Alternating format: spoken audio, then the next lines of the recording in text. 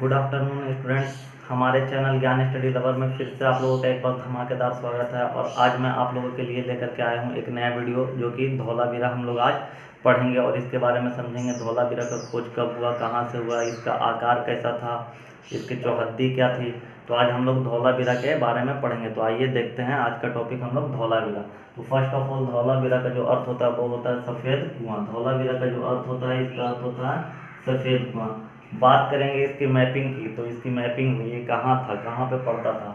तो ये गुजरात के कच्छ में, ये आपका गुजरात राज्य है और ये गुजरात के कच्छ में। लेकिन ये जो धौलावीरा है ये आपके कर्क रेखा, जिसे ट्रॉपिक ऑफ कैंसर कहते हैं, ये उसी पे पड़ता है।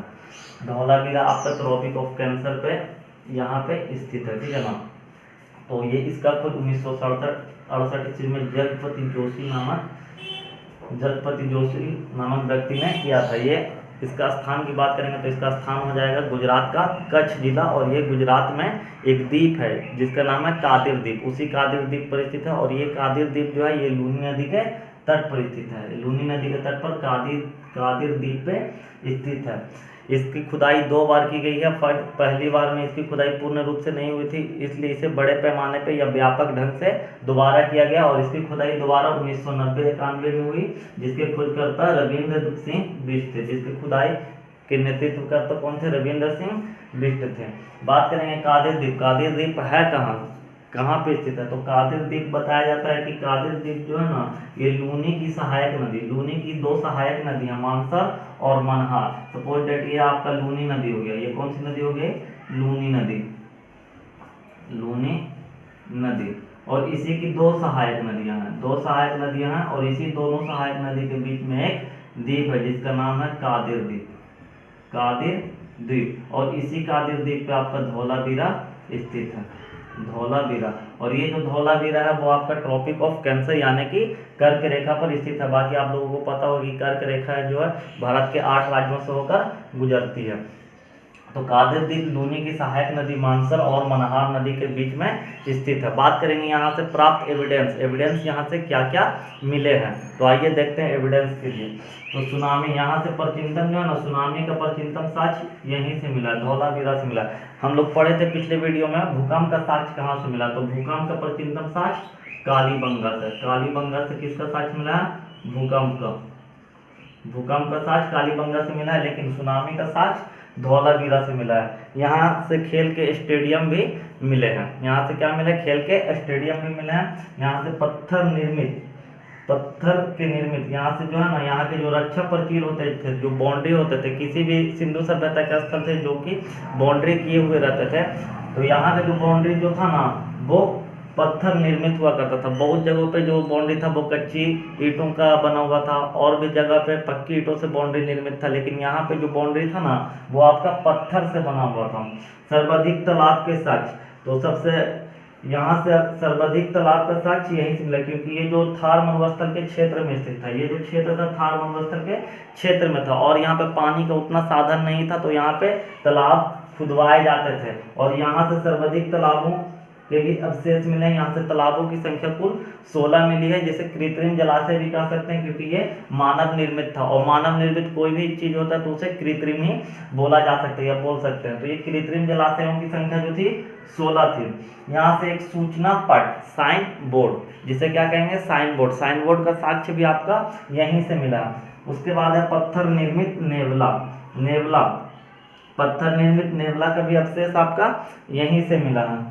उन्नत जल प्रबंधन प्रणाली, सिंधु सभ्यता में जितने भी स्थल थे, 1500 स्थल थे लगभग, जिनमें से सबसे अच्छा जो जल प्रबंधन प्रणाली था, जल निकास सुविधा प्रणाली था, वो आपका धौलावीरा ही का था। यहाँ की नालियाँ जो होती थी वो ढकी हुई होती थी। और सबसे अच्छा जल प्रबंधन प्रणाली कहाँ का था?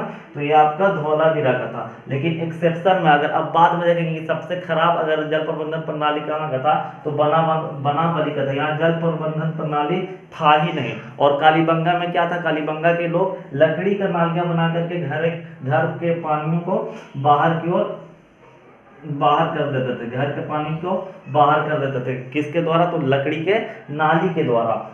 बात करेंगे हड़प्पा सभ्यता की प्रथम पर्यवेक्षणशाला, जो कि आपका धौलावीरा में स्थित था। धौलावीरा जो था वो 3 भागों में विभक्त था। कितने भागों में विभक्त था? धौलावीरा 3 भागों में विभक्त था, उचला दुर्ग, मध्यम दुर्ग और निचला दुर्ग। जिसे 3 भागों में बांट दिया, दुर्ग, मध्यम नगर और निचला नगर। बात करेंगे मैप पे तो इस टाइप से हम लोग देख सकते हैं, ठीक है ना।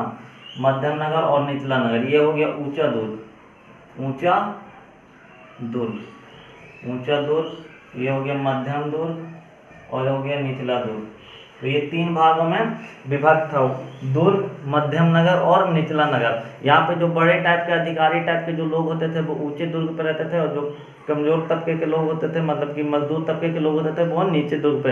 ऐसा मोहनजोदड़ो में भी देखा गया है कि ऊंचे स्थान पे बड़े लोग, राजा के जो निकट संबंधी लोग रहते थे वो ऊंचे दुर्ग पे रहते थे, और जो मजदूर टाइप के या व्यापारी टाइप के रहते थे वो निचले दुर्ग पे रहते थे। तो यहाँ 3 भागों में विभक्त था, दुर्ग, मध्यम दुर्ग और निचला दुर्ग। लेकिन हड़प्पा और मोहनजोदड़ो में मात्र केवल 2 ही भागों में बांटा हुआ रहता था, ऊंचा दुर्ग और निचला दुर्ग।